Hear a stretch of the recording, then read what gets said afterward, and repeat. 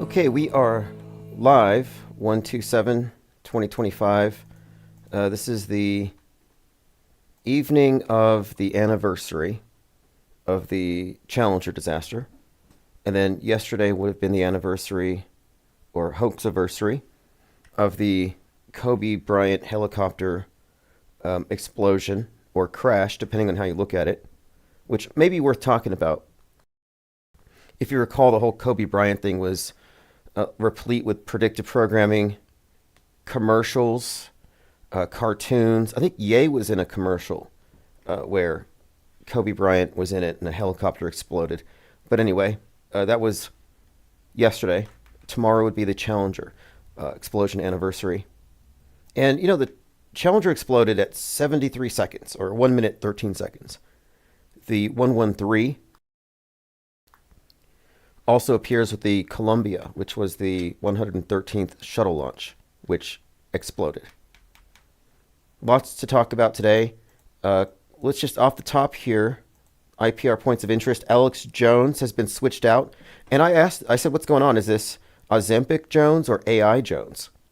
And people are now suggesting that he's been swapped out. And this is from an article Fakeologist posted. And I think this is from Vox Populi. The man on the left is the man upon whose show I appeared a few times. I don't know who the man on the right might be, but he's quite obviously not Alex Jones. Even the shape of his head is different. So I had posited that perhaps Jones sold his likeness. Like here, AI Jones. And they just generate content based off headlines, and then it's filtered through his personality, which is like basically a set of parameters and reactions and facial expressions that are based on decades of content. So, for example, you create a custom AI bot where you feed it all of your jargon from your particular industry. You can custom make these things. You can tailor their, quote, personality. And I think that Jones conceivably could have been replaced by AI. My test for that would be, does he still have a sense of humor? Because he is one of the funniest comedians out there. As far as like in the alt-right Trutherville area, he is kind of funny, but that's not something AI can do. So if he's genuinely funny, it's probably him. But it hadn't occurred to me that he's been swapped out altogether. Now, I'd say the noses are different. The beard's different. He's obviously a bit in shape, so that changes things. And now, as far as like, is it the same head? That's kind of puzzling to me. His nose does appear to be thicker on the bottom. That's different. He's got a spray tan, so that's also different as well. Now he's shaved off any remnants of hair, so that's another change as well. So a lot of what we're seeing here could be explained just by looking at maybe he had an image makeover. But there is a something here at the top of his head, like seemingly narrower. But if you look at the picture on the left, a lot of that's just fat. So we'll go into that article in depth here in a moment. I want to catch up on the rest of the points of interest. Candace Owens talks fake moon landing with Bart Sibrel. Now, I consider Bart Sibrel and Candace Owens to be, kind of shady. In fact, a couple of issues I have with them is that it's very safe and easy to talk about the fake moon landings because the people involved are old or dead, long gone. But none of these individuals will take the same level of criticism and go after the ISS, an ongoing hoax. And I find that to be very questionable. So Candace Owens talks fake moon landing with Bart Sibrel. Let me go ahead and bring up the points that I pulled out of this thing. First of all, before I go any further, let me read your comments. I realize that we've had a lot of people pile in here. And if you're not getting the archives, go to ips.monster. Okay, so, wow. Joe Santo must did that Hitler thing, and he looked like he did it his whole life. You know, I was just talking to some family members about this, and a lot of people are apt, if they like Trump, then Musk is just exuberant. It's funny how the ADL gave him a pass. It'd be like if he had used the N-word and the NAACP gave him a pass and said, oh, he's just a little exuberant and autistic. He didn't mean it. It's like, who are they to say? I mean, he could come out with a Hitler stash and goose step, and they're still going to say it's the ketamine. Whatever the case, I mean, it's gaslighting, and people are self-gaslighting. It's pretty revealing, I think, about how just subjective this reality is, how bifurcated the world stage is, how we're able to coexist even though half the population lives in a different universe. Joined by Let's Go, Gondola Wish, Diana South, Salty Siren. Says TikTok made him do it. Chinese influenza. Yeah, Chinese mind viruses, mind flu. That's why they call you influencers. They're trying to convey the idea of mind viruses, mind flu. Diana South said he's probably vax injured, not autism. Yeah, I've always thought that was an absurd claim that the pokey causes this condition. The 4chaners believe that condition turns them into some kind of savants. So it's like, well, wouldn't you want that? Like, shouldn't the 4chaners be pro-pokey so they could get this condition, which they consider to be enlightened? It's very peculiar. Gondola Wish says, iPhones with TikTok installed are selling for multiple thousands of dollars on eBay. Really? I hadn't heard that. I dislike TikTok. I have no use for it. I don't miss it. You know what I dislike about TikTok? The wagging fingers. It's always some face that's kind of jumping around, and they're wagging their index finger so you can look at whatever they're blocking. It's like, get out of the way of the screen. I don't need your finger to trace the words for me. I can just read it at a glance. And the finger wagging just rubs me the wrong way. Okay, continuing, going through your comments again.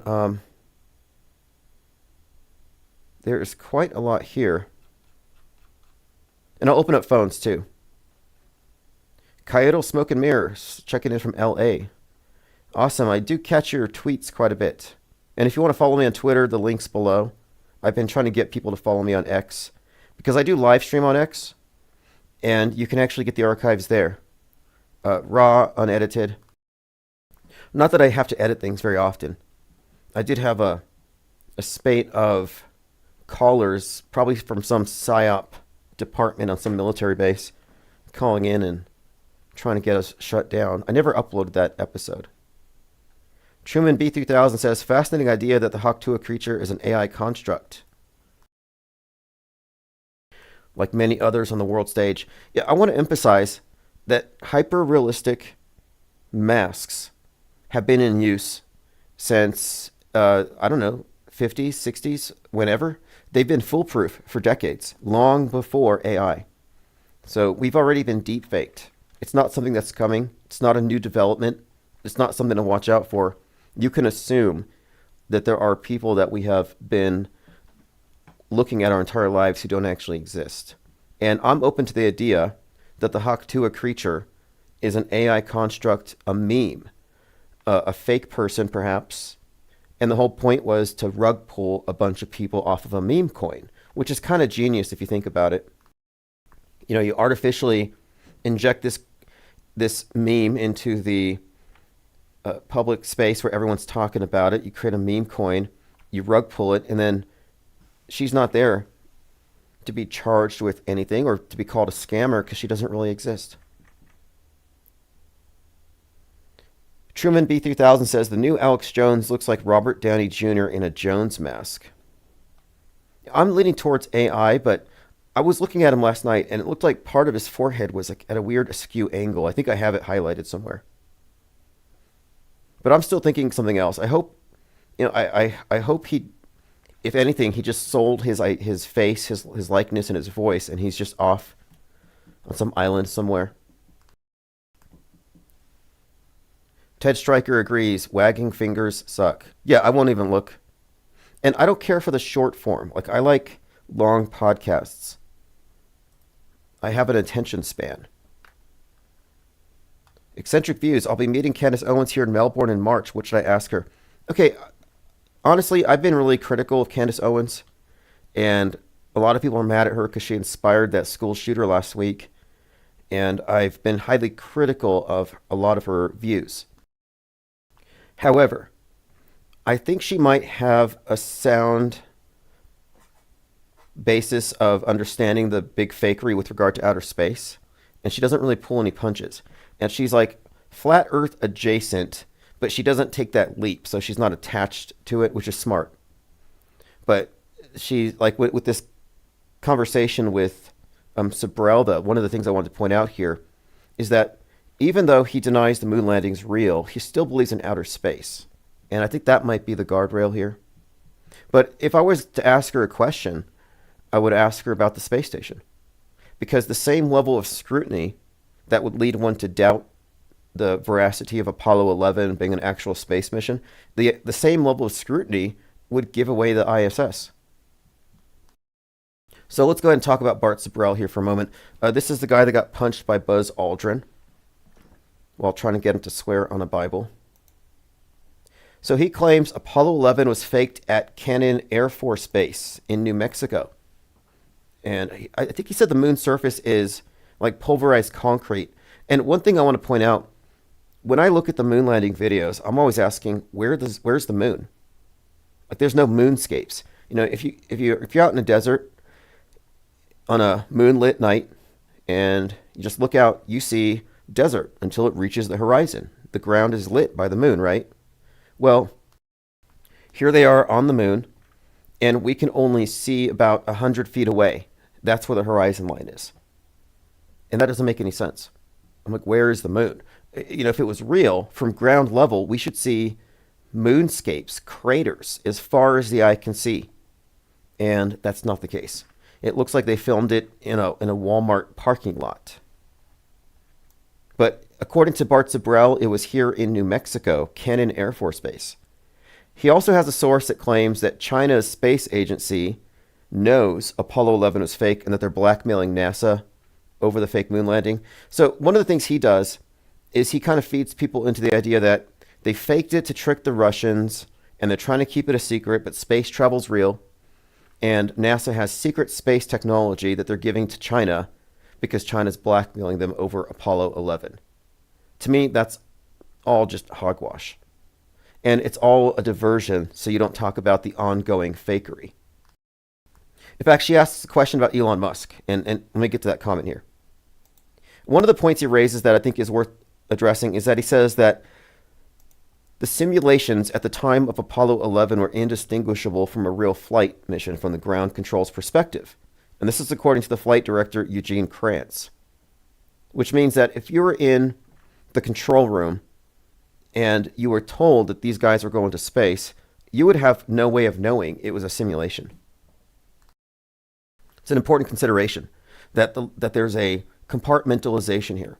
So you have tons of true believers, useful idiots, and then you have the insiders who are clowning them. He thinks that the limiting factor preventing manned space missions is the Van Allen radiation belt. Now, he does seem unconcerned about the Earth's shape. He says there's no geography test to get into heaven.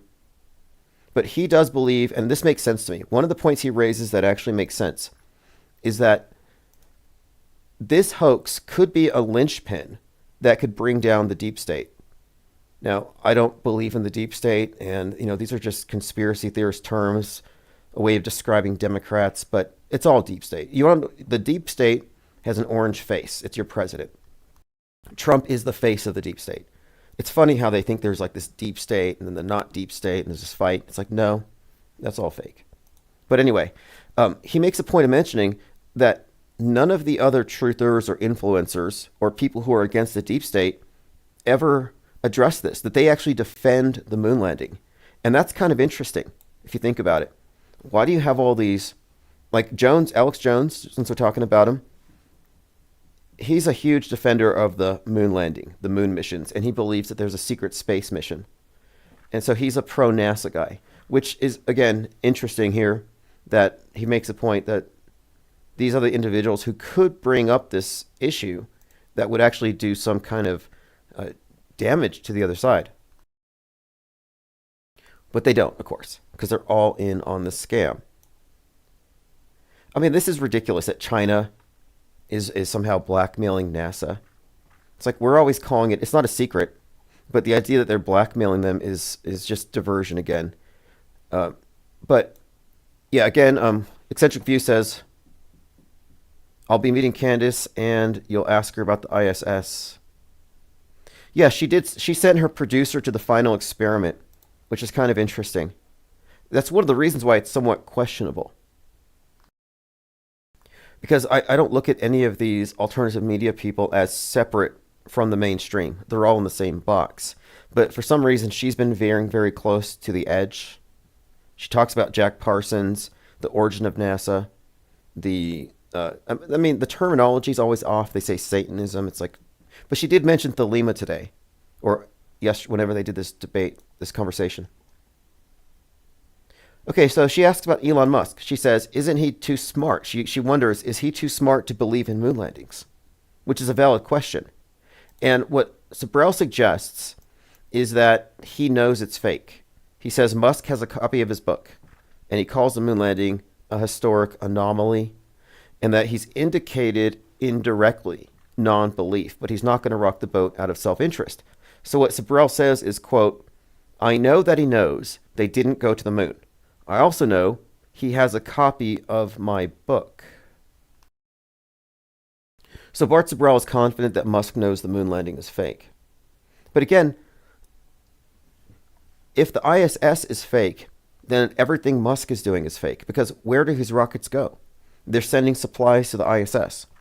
So he's obviously part of the fakery, unless you think it's possible that somehow he doesn't know.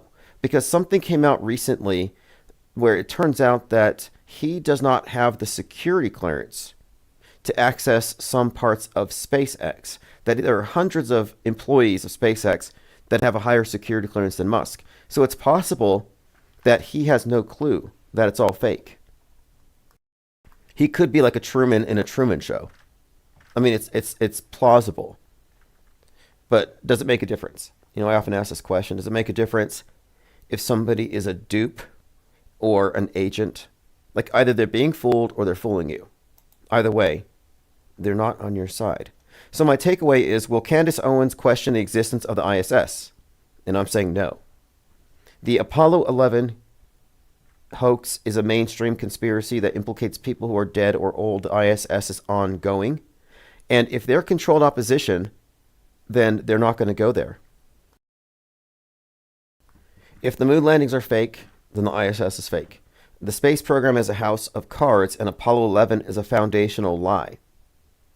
And of course, Musk won't be able to call that out because it's calling himself out. In fact, I think there's a story just today about the car he sent into space. They're claiming that it was identified falsely as an asteroid. Kaido Smoke and Mirror, just in, President Trump appears to call for an end of the federal income tax. Yeah, I heard that soundbite. And then we have the Gulf of America. But Eccentric View says, I'll ask her about the ISS. Yeah, absolutely. Because I happen to think that this is a major guardrail. That they want us to be content with calling out the moon landing. But honestly, that does nothing. It's sort of like, I've been thinking about how calling out crisis actors is pointless. And it's likely a limited hangout operation. Think about it. They get the truthers to focus on low-level, easily dismissible actors, and none of them are talking about the directors, the writers, or the interlocking networks of agencies that would necessarily be involved. It keeps them from focusing on the big picture. It's too narrow of a focus. That's why I don't really focus on crisis actors. I notice there are a lot of channels that do this. And it's like, you know what, that's conspiracy candy. That's a distraction.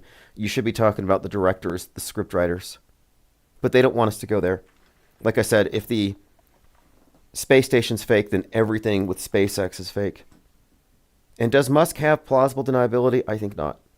The Frugal Snowbird says, too late of a start time for those of us on the East Coast. Yeah, my plan is 7 p.m. Mountain Time. Once I get things stable here, that's going to be the routine. but right now it's kind of whenever I can. I have a couple of things I'm working on. We do have a couple of things going for the channel here within the next month, which I'll spend more time on later. Namely, the tabloid. I do have a means to get that launched, and I have 2 issues ready to go. Okay, let's continue here, going through my notes, minds.com. So the other day we were talking about, robots that bleed, robots that breathe. We're talking about like these hyper-realistic simulations. And I found a number of these simulated capable of. That's why I think it's useful to know what kind of realistic training dolls there are. And there are some that talk, that bleed, and some of it's quite ingenious. Like one of them involves a prosthetic arm that you put on with a sling, and you hide your real arm. And then this arm is bleeding, and they can tourniquet it. Things that can trick the camera. The fakery is just getting better. And that's not even getting into the AI stuff. Oh, by the way, this is going on right now. A large-scale multi-agency nuclear incident training exercise from 126 to 131 in Albany, Saratoga counties. Training exercise will not pose risk to area residents.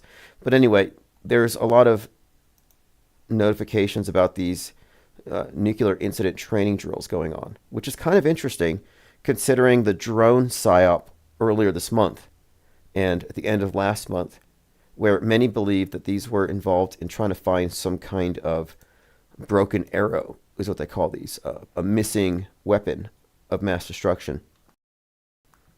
And there have been 32 incidents of broken arrow incidents, which are basically they lost a nuke or possibly one has been stolen, but whatever the case is, we're waiting for number 33.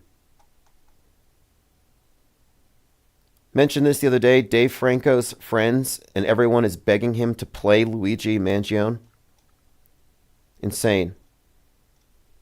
But he says his phone's blowing up. Everybody's trying to get him to play the shooter that killed the CEO because it's a good thing. Really strange times we live in. But I wanted to bring this up again because Dave Franco did the voice of the Riddler in one of these cartoons, which is highly significant, again, because the Riddler has been associated with a number of these shooters. For example, Thomas Crooks, Riddler and Joker. So these Batman movie bad guys have been superimposed over these chaos agents. And this just, again, reiterates it. And I've been finding a lot of articles about the series The Madness. Like this one, what if Luigi got away? Because one of the themes in The Madness is the guy who kills the bad guy is protected by the communities. And this article fantasizes about Luigi having made it to Seattle, where everybody's protecting him. Truman B3000 says, MIA's song Paper Planes is trending. Yeah, what's the deal with that? I don't know. I'm not familiar with that song. What does it have to do with 9/11 or something? What's the significance of MIA Paper Planes? If you want to fill me in. Okay, continuing here. I've been talking a lot about the drills that were being performed on September the 11th, 2001, because people have a hard time fathoming how you could turn downtown Manhattan into a closed movie set. And when you realize that there were 1,000 casualty actors, then you can start to understand the scale of the operation. But one of the drills I came across, because I've been researching this, NORAD had drills with jets as weapons. In a written statement, NORAD confirmed that they did hijacking exercises, and these scenarios were set up for 9/11/2001. It says numerous types of civilian and military craft were used as mock hijacked aircraft. These exercises tested our track detection and identification, scramble, and interception, hijack procedures, internal and external agency coordination and operational security, and communications security procedures. A White House spokesman said, The Bush administration was not aware of the NORAD exercises, but the exercises using real craft show that at least part of the government thought that there was a possibility of such attacks.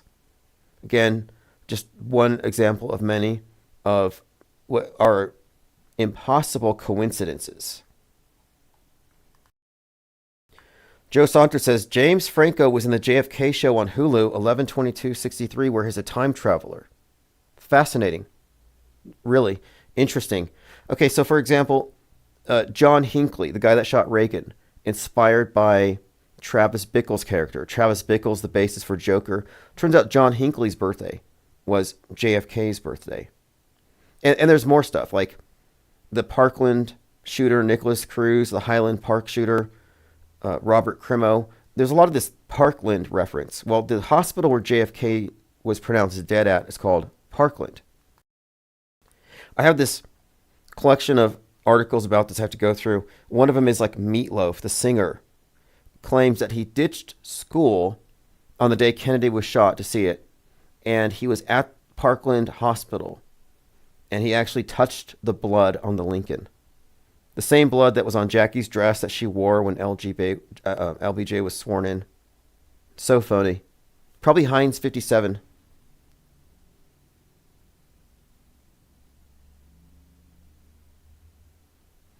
Kaido Smoke and Mirror. MIA song Paper Planes is trending. Could be a tie into the Broken Arrow drills. Yeah, I was wondering if this has to do with like Kansas City Chiefs, the Arrow. And if you remember, last Super Bowl, there was all this drama about Taylor Swift and her obsession with the number 13 and all the 13s encoded into her visit there, her 13th game, just all kinds of stuff that piled on. And at the time we were noting how many dead female icons Taylor Swift has been compared to, like Princess Diana, Amelia Earhart, and the list was growing. It even turns out that she was in some movie where 13 minutes in, she's hit by a car. I think it was called, I'll have to look into it. Somebody here probably has seen it. I'm not a Swiftie, but my point of it is, last Super Bowl, there was a ton of discussion about this stuff. I haven't seen any predictions. Usually the Gematria calculator people are busily calculating the release dates of various movies and trying to attach it to the Super Bowl, but nothing's going to happen on the Super Bowl. They're not going to disrupt that event to do a psyop. It'd just be too chaotic. There's too many people. They only operate in closed movie sets. Okay, let's continue here. So jets as weapons was something they had obviously thought about.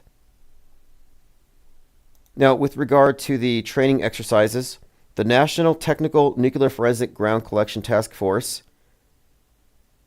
and this is the task force that would collect samples of nuclear debris for analysis. Get used to this. Just like we had the experts telling us about how transmissible the you-know-what was and how we had to change our behavior, socially distance ourselves, and lockdown, they're going to do the same thing for the fallout when it happens. And it's not a coincidence that the whole LA story has been connected with Hiroshima. They said it's going nuclear. They're connecting these things. They mentioned that Fallout 2 was postponed because of it.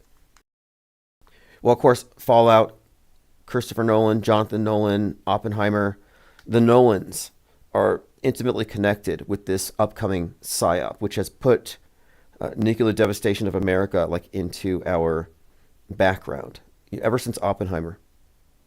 So when they do it, when they nuke Seattle, give the award to Christopher Nolan. I think that's where it's going to go. You know, the two of them, there's another Nolan brother who was a hitman, and his nickname was Oppenheimer. Anyway, the training aims to bolster preparedness in the event of a nuclear incident in the U.S. or overseas. It doesn't matter where it happens, because they're going to say the fallout is drifting over here. You got to stay home for this amount of time. There's going to be crisis actors, fake witnesses. I mean, they already have this planned out. They do these drills to get all their people in place, to get the agencies in place. I mean, how do you think they did 9/11? They had it on lockdown with tons of drills, all the agencies prepared for it. They simulated it, and then they said it was real. It's that simple. The real event or the simulation are indistinguishable from the perspective of the television viewer, the news consumer. Just like with Apollo, with NASA, the people in the control room are only processing what they get through the screens. They don't have any direct experience of it. And so by closing off a movie set, there are no authentic eyewitnesses. All the eyewitnesses you saw were planted there. And this has been well established. But anyway, they're preparing for this thing. So at least it's not going to be another WHO thing. You know, we're not going to have to repeat 2020. It's going to be a variant. It's probably going to be worse. And I'm wondering how it's going to work as far as lockdowns go. Like, is it going to be resisted? Because this would be harder to resist if you believed that it was, radiation poison, that you could die. Joe Santos says, Escape from LA. The whole thing is about an EMP device. Been a lot of EMP. The whole Leave the World Behind. White Noise. And then, of course, I think that the fact that Trump right now is president number 47, I've correlated this with Super Bowl 47, which is the one where we had the 33 minutes of darkness, the blackout bowl. And of course, EMP starts the blackout. And that Wizard of Oz movie ended abruptly, and it just went black after the Wicked Witch EMPs the Emerald City. And Emerald City is just a reference to Seattle. And Seattle's been tied specifically with 11/3. Like 3/11, Seattle, ground zero for the pandemic. 11/3 has been correlated with Seattle in tons of predictive programming, all connected to the nuke scenario. And remember, 9/11, Twin Towers go down. They opened the One World Tower on 11/3. So there's something here. There's something emerging, I think, with Seattle. But the Wizard of Oz movie, Wicked, was released on 11/3 first. Then 11/22. But my point of it is, these release dates, the ending of it being on the EMP, it's in the cards. I would even correlate the flying monkeys with the drones. Truman B3000 says, so many auto believers of nukes. Yep. See, I don't believe in them. I mean, I know what they are. The nuke is a God construct. It's a threat that they've used to reorganize geopolitics. I mean, you can't understate the significance of these hyperstitions. It's as though we all, not we, but the masses who believe in whatever they see on the screen, it's as though they've accepted the existence of a war god. Like, it's basically a hyperstition. It's this thing they can just invoke. If we don't all follow these leaders, support this, then this could happen. It's this doomsday scenario, like this judgment, which, again, doesn't exist. There is no button someone can push that can wipe everybody out, that can just stop everything. But they have people believing this, and it's consistently reinforced with all of the programming. They need you to believe in this stuff.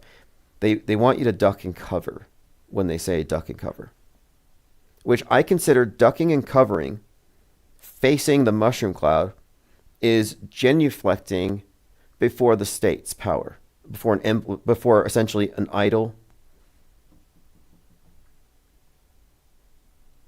Truman B3000 says, movies and video games help fuel the nuke beliefs. Well, find me a science fiction movie on Netflix that doesn't start with the opening scene saying something to the effect of, after climate change and nuclear weapons destroyed everything, this is where we are. Every single movie you see starts off with that. Like the 100 on Netflix, it's after they nuked everything. Paradoxically, to save the climate from man. And they put man on these space arcs. Fallout, we were just talking about, it's way in the future after they've already unleashed this. But it's just a reoccurring theme in all these movies. And the purpose of it, of course, is to be in your frame of reference, so when they fake it, you believe it. When you're looking at these science fiction movies, you're actually looking at the future. And it's not prophecy necessarily, but it's their plan. It's a blueprint. And we're not manifesting it in some magical way. No, we're implementing a vision and a worldview. We're implementing a design thinking that it's all organic. But no, this is all planned in advance. That's why I'm saying with confidence based on my analysis of predictive and concurrent programming that 2025, in all likelihood, this is the year that we get it. And I think it's Seattle.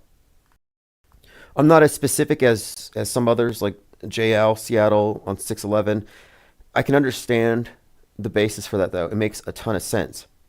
Like the 9/11ing, these dates are highly significant. 3/11. Well, 6/11 has a great deal of significance to the far right, who will be the source of it. One of the consistent themes from Turner Diaries, Helter Skelter, all these various doomsday scenarios is that when we get nuked, it's going to be domestic terrorists working in tandem, likely with Russia or something.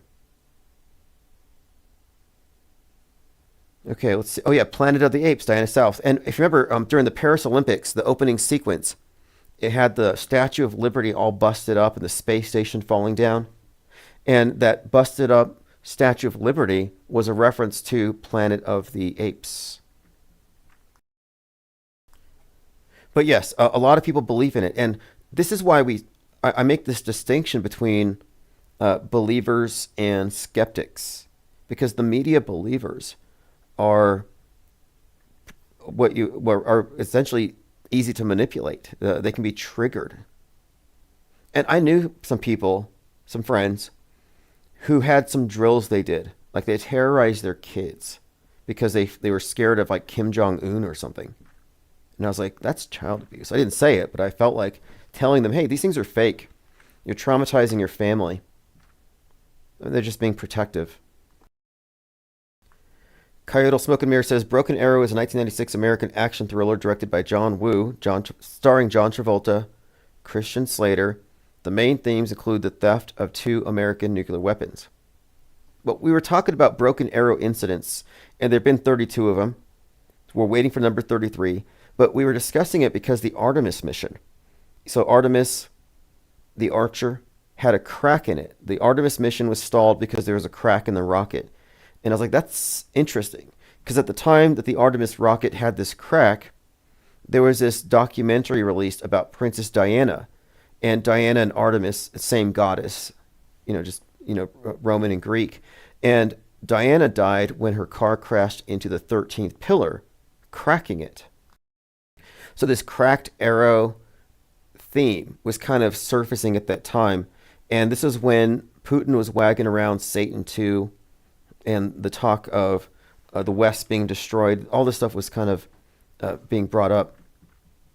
And I also want to mention, since it's also relevant because the date, I mentioned 11/3, the date, Seattle getting the nuke. 11/3, the One World Tower opening up. 1 minute, 13 seconds, the Challenger explodes. So I kind of think there's something here with the idea of the Challenger being destroyed and this correlating to America as the Challenger, or perhaps the West being destroyed. I think there's something here. For some reason, I think it ties in likely to the One World Trade Tower and the idea of it like the Tower of Babel being a Challenger that must be destroyed. There's some story here, some meta-scripted narrative. I mean, it's really intriguing. From creation to destruction, Twin Towers, 33 years. 13 years later, One World Trade Tower opens. It's 1,776 feet high. So 1776. And if you get up close to it, and it's easy to find the image of it, if you get up close, it actually looks like a pyramid with a capstone. And this all ties in to the symbolism of the pyramid on the dollar bill, 1776. Because 1776, in addition to being the founding date of America, the Illuminati, it also ties in biblical lore to the creation, the beginning of the construction of the Tower of Babel. And there's a correlation between the Tower of Babel. According to Masonic lore, its construction begins 1776 AL, which is a calendar that adds 4,000 years basically onto what we're in. So 1776 was 5776 AL, which is the year of light. It's a Masonic starting point. Well, 5776 in inches is the height of the Great Pyramid in Giza. So the correlation here is the pyramid on the dollar bill, 1776, Tower of Babel, and America as Babylon. So the One World Trade Tower has some connotations that directly correlate to this idea of basically a challenger to God in a way. And this is all story and narrative, but it's all big picture stuff that is attached. It's like the metaphor of the Titanic. It's a metaphor of the sinking of the West. Too big to fail. The iceberg hitting it in like many ways could signify, like they did this in the movie Don't Look Up. In Don't Look Up, it was about Earth being hit by a comet. And it was kind of inferred there that the Earth represented the Titanic, and the comet was like basically like the iceberg. They were just ignoring this threat. But in Don't Look Up, it represented climate change and the West ignoring it. And the West is going to bring everybody down. But they made the connection by making the face of Don't Look Up Leonardo DiCaprio. So Leonardo DiCaprio is the climate scientist warning everybody. Well, not climate scientist. He's the scientist warning everybody that in 6 months and 14 days, we're all going to die. Don't look up. And this is, again, one of these ways that they ingeniously tell multiple layers to a story, and they often use these actors to bring their previous roles back and kind of reiterate it in a way. But the idea of the West being responsible for the sinking of the world was implied in Don't Look Up. So the idea is, if we don't stop this, then we're all going to die. And this is a reoccurring theme. And the destruction of the West was really huge in 2022 in all the media on Netflix, HBO, like Westeros burning in Game of Thrones, Westworld. Westworld also has tons of concurrent and predictive programming with 311 and the entire agenda there. But the reoccurring theme of the destruction of the West has been this thing we've been talking about. And it even correlated with the more or less fall from grace of Kanye West when he hung out with Candace Owens and did the White Lives Matter thing and what happened after that.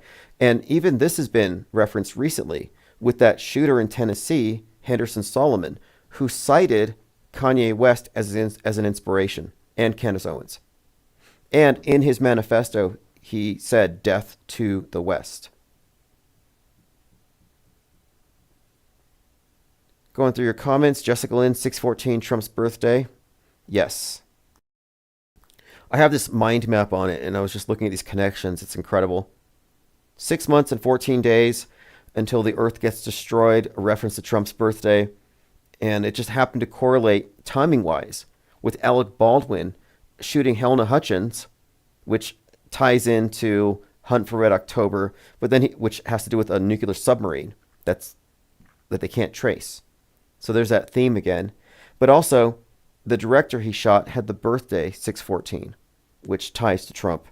And this is Alec Baldwin, totally Trump deranged, dresses up like Trump for SNL. And they had asked him a question during an interview. They said, "How do you feel playing Trump so much?" And he said, "It makes me wish for a meteor to hit the White House." And I thought that's intriguing because, of course, Don't Look Up was like in the trailers were like in regular circulation at the time. Let me see here. Going through your comments. Lean Dion says, the 33-year-old falling into the memorial cube. Yes. The 33-year-old falling into the memorial cube, kind of posing like the hanged man.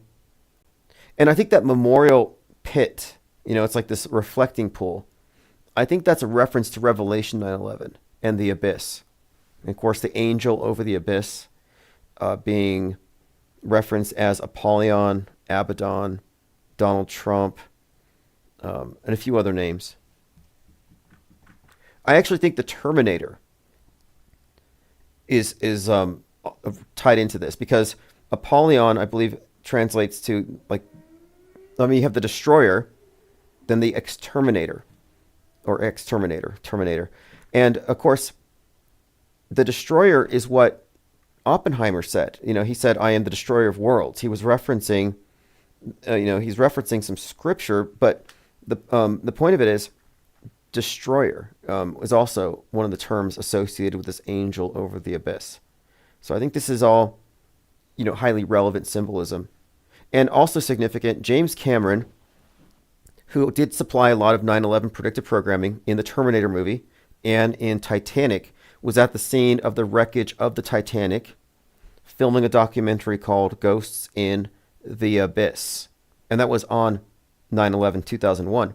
And then finally, on 9/11 2001, at Ground Zero, there were billboards all around that had Arnold Schwarzenegger, the Terminator. So the Terminator was looking over the destruction of Ground Zero on that day. And one of the plants had video that was 8:46 a.m. and it was the explosion. And then there was Arnold Schwarzenegger in the same shot. For Collateral Damage, a movie that was postponed because of 9/11 and they had to take out scenes that involved hijacked planes. They had to do a rewrite because it's so closely aligned with what happened on 9/11. And it was advertised at Ground Zero with Arnold Schwarzenegger's face. So to me, that was them projecting the face of the Terminator. And of course, this has a great deal of significance to this nuclear scenario because, of course, in the Terminator, you have that very iconic scene of LA getting nuked. And the lady's holding the fence. She's burning up. Smarty Pants says they have unlimited money and no creativity. I would disagree. I think they're incontestable, that they have some of the best writers and directors and artists at their disposal. In fact, I was looking at this mind map I've been working on. What I'm doing is I'm putting up a certain event, let's say 9/11. And then I'm drawing a mind map that shows which directors created movies that fed our imaginations, imagery, narratives, and stories, things that would basically prepare us for this future event. So I'm connecting predictive programming to fake events, attaching the directors to it in all their movies. And the patterns that are emerging here are quite revealing. And we're arriving at something here. One thing we've arrived at is that we can explain the alignment between entertainment and fake news without having to reach for any kind of mystical or arcane mumbo jumbo. We're past that now. Like we can say, no, it's all just propaganda. Just reduce it to the simplest in this case, because that is, Occam's razor, maybe it's overused, but in this case, it actually suffices. You can rule out the idea of aliens or demiurges or God or simulations if you want to get real here. I mean, what is the point to doing this if you're just going to immerse yourself in fantasy where the mainstream is? It's like fantasy or alt fantasy. Now, this is Realville here.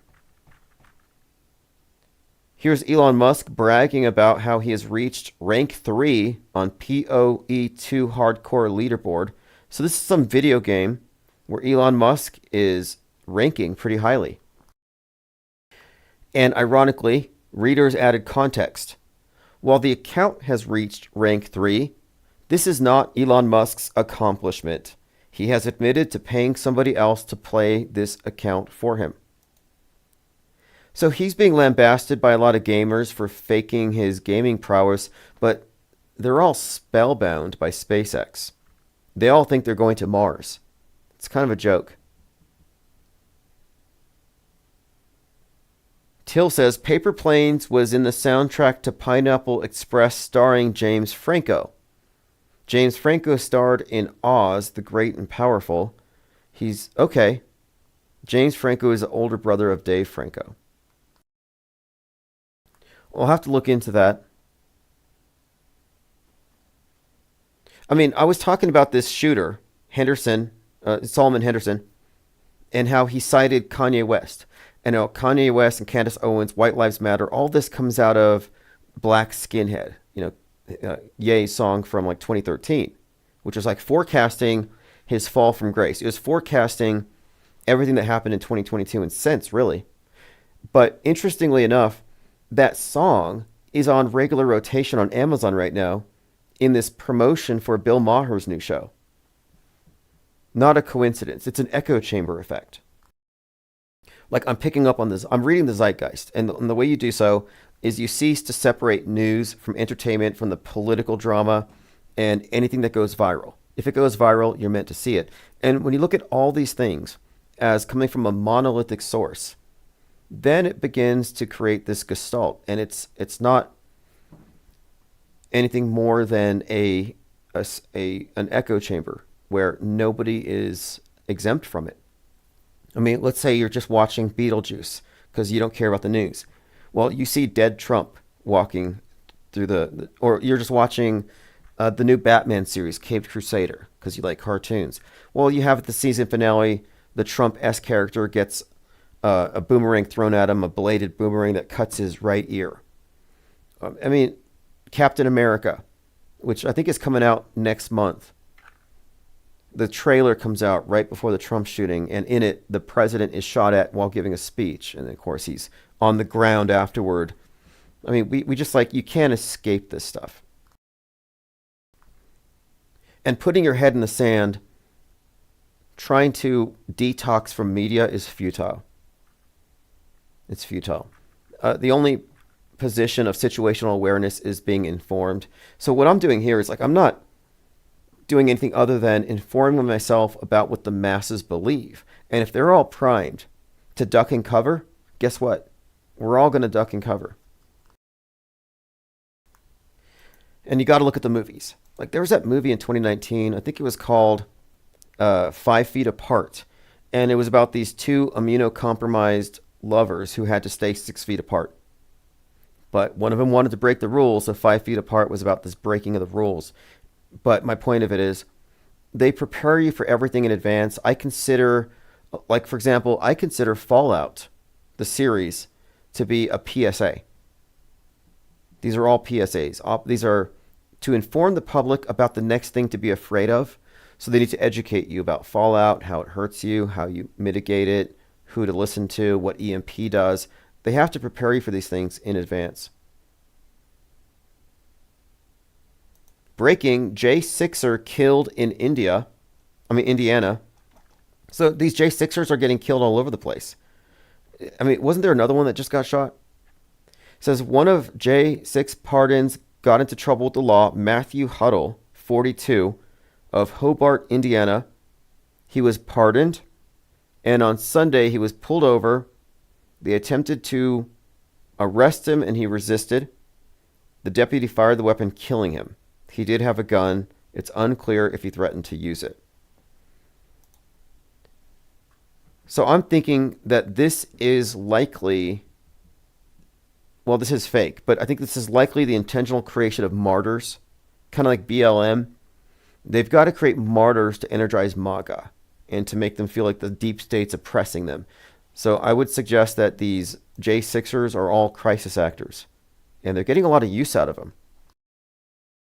None of them served any time on anything other than a movie set. Till says, I wonder if there's predictive programming in the Luigi Mansion games. I did hear somebody mention ghost guns, and Luigi used a 3D printed gun. 3D printed guns were used in the Madness. And I think there's a connection here between Luigi's green hat, and the Green Beret who tried to kill Musk with the Cybertruck with the bombs in it. So the common theme here, of course, is somebody going after the rich and powerful, going after the CEO, and the guy was a Green Beret. And then, of course, Luigi associated with the character with the Green Beret. And I think this also correlates with Joker's green hair. But Luigi's Mansion, Ghost Gun, definitely something there. This guy, I don't know. I guess I'll play it.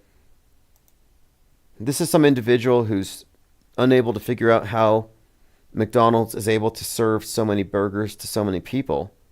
But I just want to kind of just reveal here the rhetorical tactic here, like what he's really saying. Because this is typical trutherism. A lot of these truthers, I believe, have forked tongues. They don't say what they mean. This is just trickery. Like, I mean, honestly, I think this is disingenuous.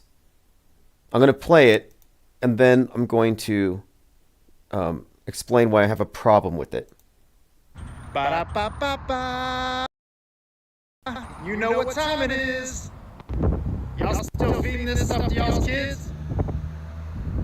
Tell me how McDonald's serves 7 million burgers a day.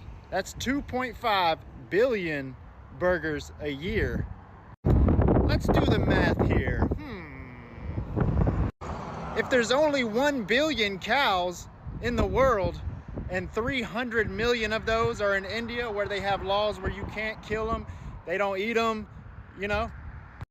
I'm trying to do the math, and the math just ain't mathing here. Where are they getting the cows from? Where? Okay, here we go. My problem with this is you have individuals who are trying to make a claim without claiming it. They are appealing to ignorance. It's kind of like the chemtrail people do. They say, what are they spraying? Well, they're not spraying anything. That's a loaded question.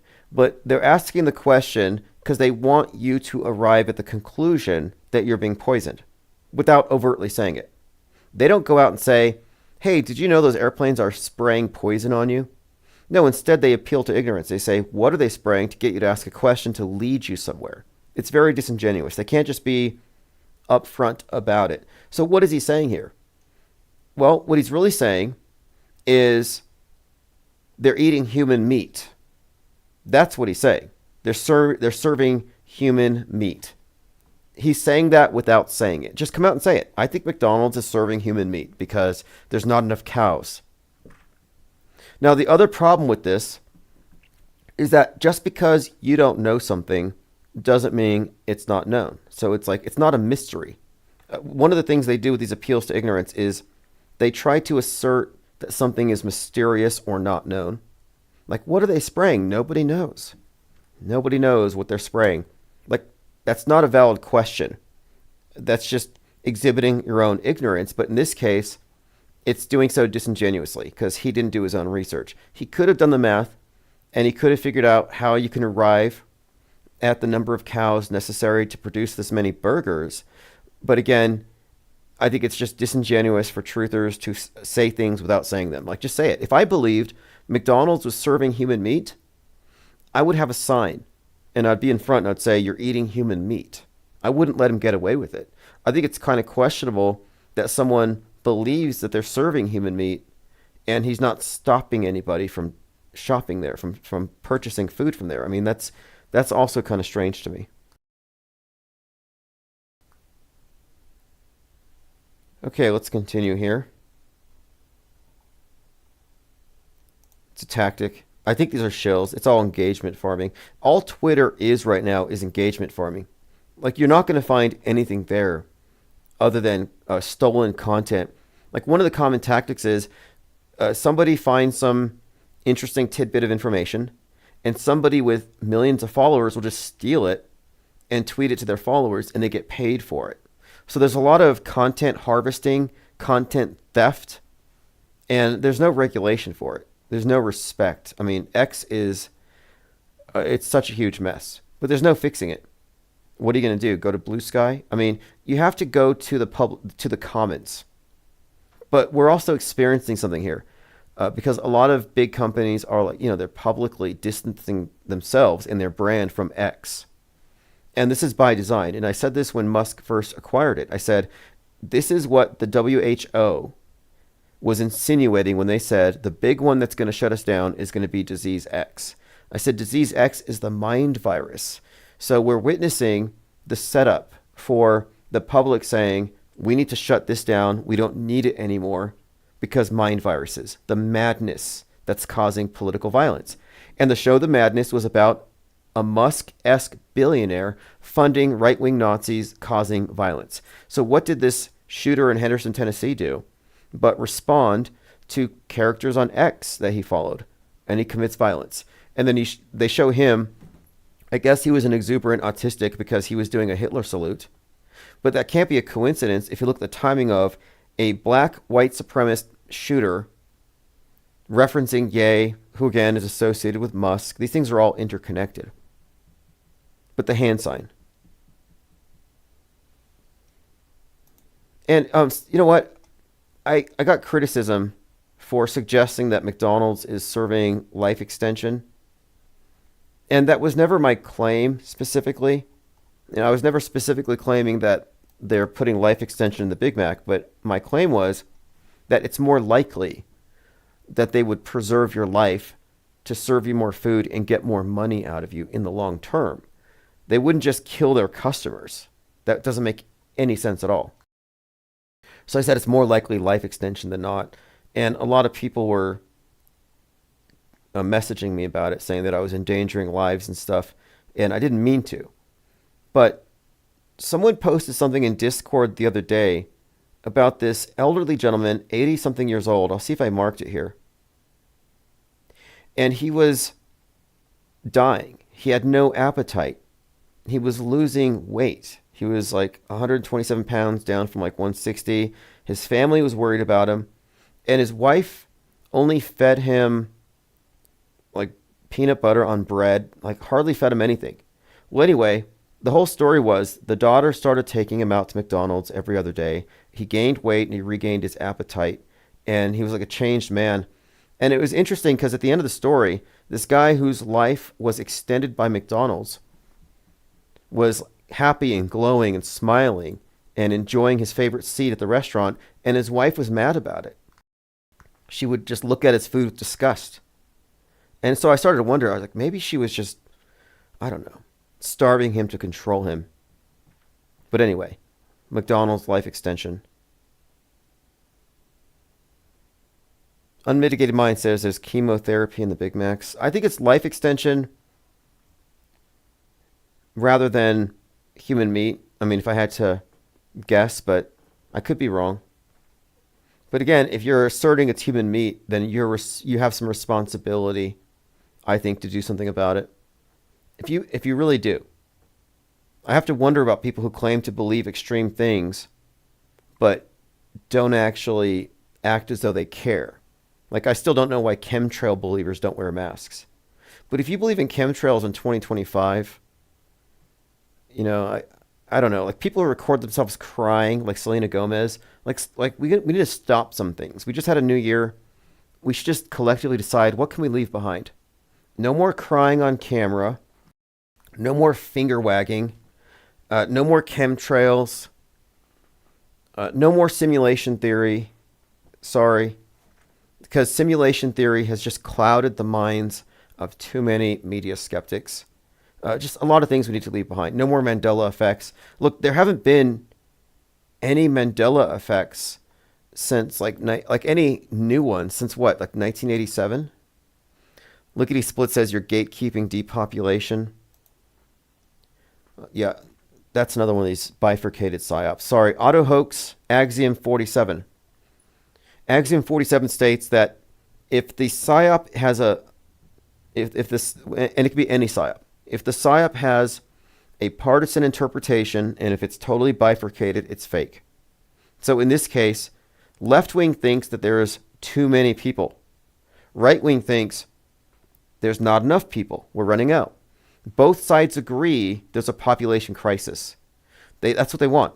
They want both sides to agree on a crisis. They don't care if you disagree on the cause. Left wing believes climate change caused the fires in LA. Right wing says, no, this was the deep state and direct energy weapons. Both sides agree that these are extraordinary conditions and extraordinary fires. But both sides, of course, are interpreting the same lie through their own lens. What is this? Eric John Phelps names his NASA employee friend who admitted to Phelps the Earth is flat, and that's how NASA does its calculations. I'll take a look at that. I'll bookmark it and I'll watch it first. By the way, I'm working on IPS deep dives. I have my IPR points of interest, by the way. You can subscribe. I'll put a link. Infinite Plane Radio points of interest are just the things we're going to be talking about that night. But I'm doing these IPS deep dives. The first one was on the Trump predictive programming stuff for his head wound.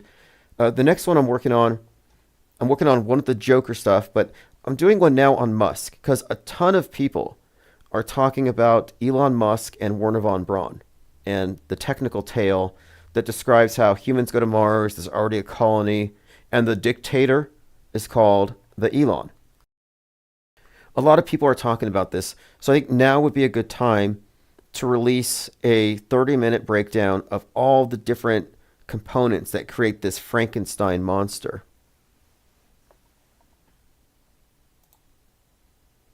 Lane Dion says, Ryan's anatomy changed. Wake up.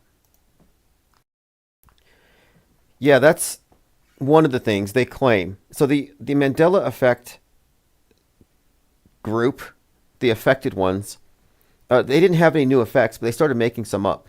Some of them I don't want to even repeat because they're crazy. Like body changes. Like one guy claims his thing changed. Color and stuff, just weird. Ryan Stavely was saying that there's more holes in our skull now, and our spleen moved, the heart moved, our kidneys moved. So everything's changing, and their bodies are changing.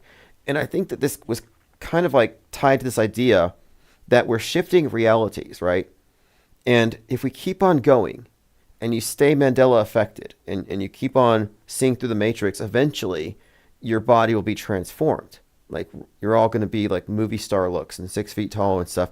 And when I started describing how this thing is performed as a hoax, how the Mandela effect is actually the misinformation effect, and how it's created by the interrogator and their bias and their framing of the questions, when I debunked and deconstructed the Mandela effect, all these people that imagined this perfect universe just a few shifts away looked at me like the bad guy.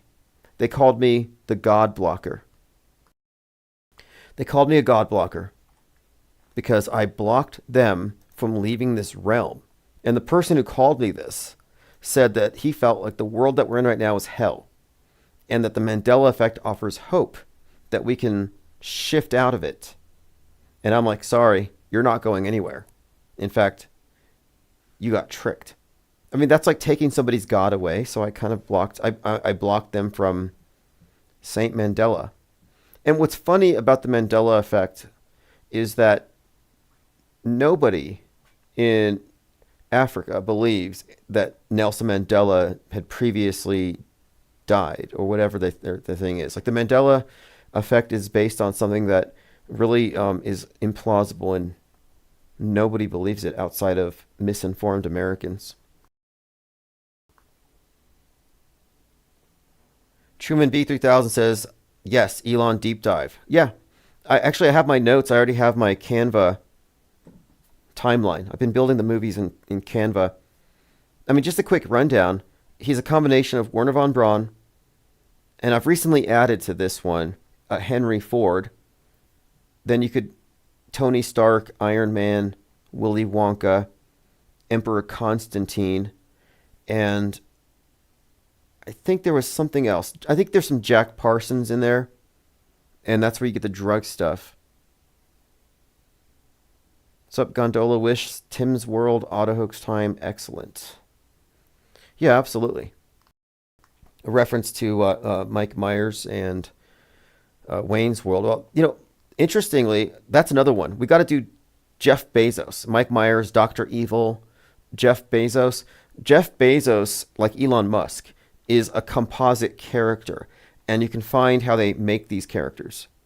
And I found some interesting connections with Bezos that directly correlate him with Nimrod, the builder of the Tower of Babel. And this even extends, interestingly, to his helix building designs that they're doing in Virginia, which people compared this helix building to the Tower of Babel. Salty says, I wonder where Stavely slithered off to.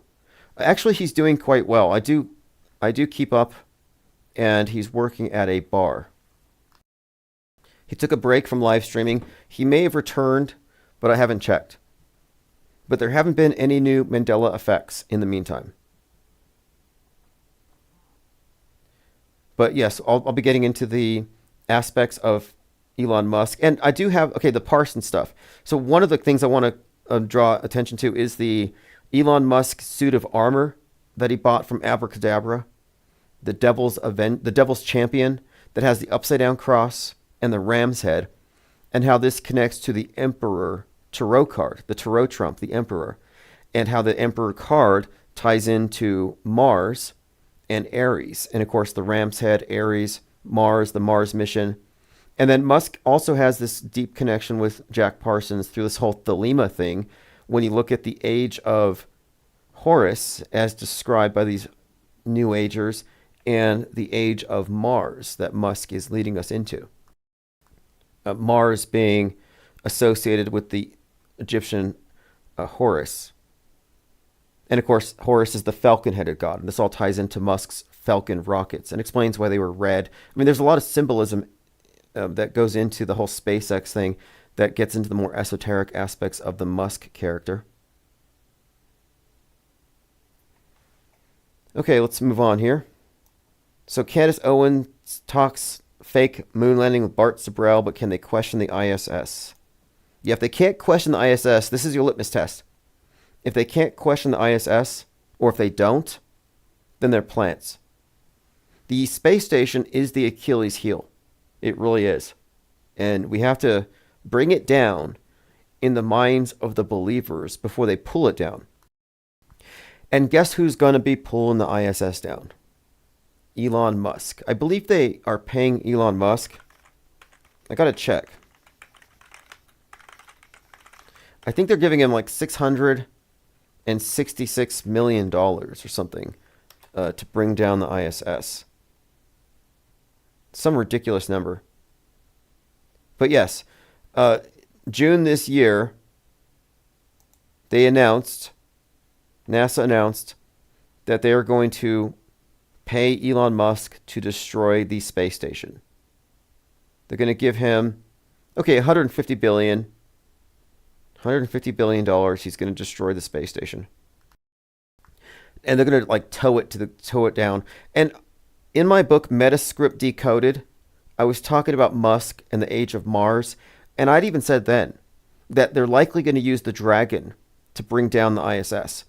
And I suggested this idea of the dragon as some kind of an incident because it ties into Revelation and the dragon's tail bringing down a third of the stars. And I thought, wouldn't it be interesting if he accidentally knocks down the ISS and then hits a bunch of his Starlink satellites? He's got 42,000 and a third of them fall down, satellites falling. It'd be biblical. And space junk Armageddon is more likely than getting peppered by asteroids or meteors, and it's even more fakeable.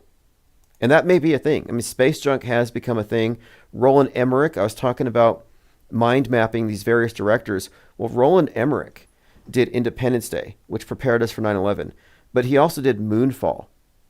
And Moonfall preceded a lot of this space junk fakery, which we have been inundated with. Yeah, Lean Dion, Dragonfire raised Westeros. And Westeros, of course, Game of Thrones, the Iron Throne. Iron associated with Mars. And the House of Stark. And Tony Stark is Iron Man. And the emblem of the House of Stark was found on Mars in the form of a plateau or something, but it's just shaped like that House of Stark. Anyway, there's so many connections between entertainment and the space fakery. I say we live on planet Netflix, but it's the Disney universe.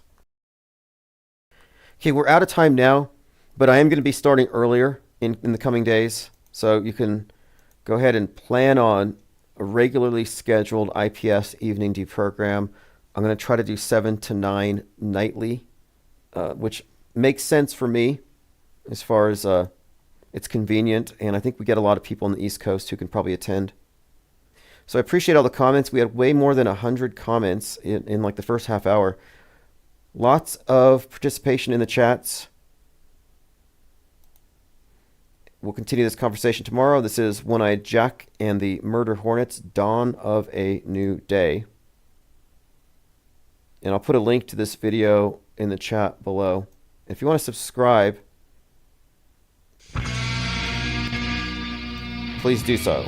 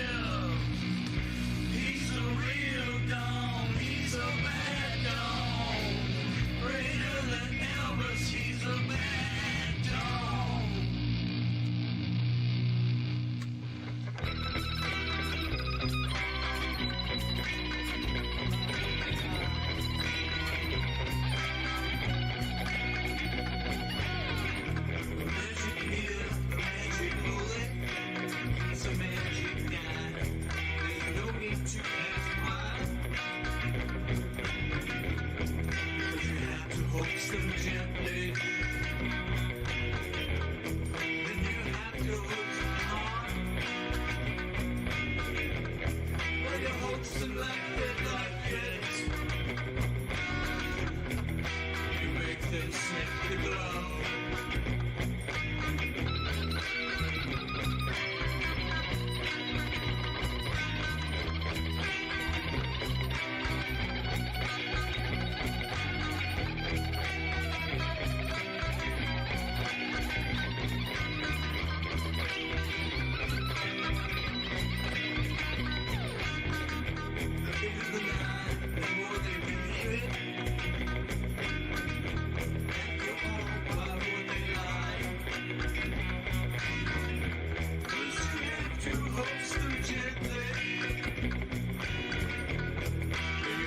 Them really hard. Yeah, you hoax them like they like it.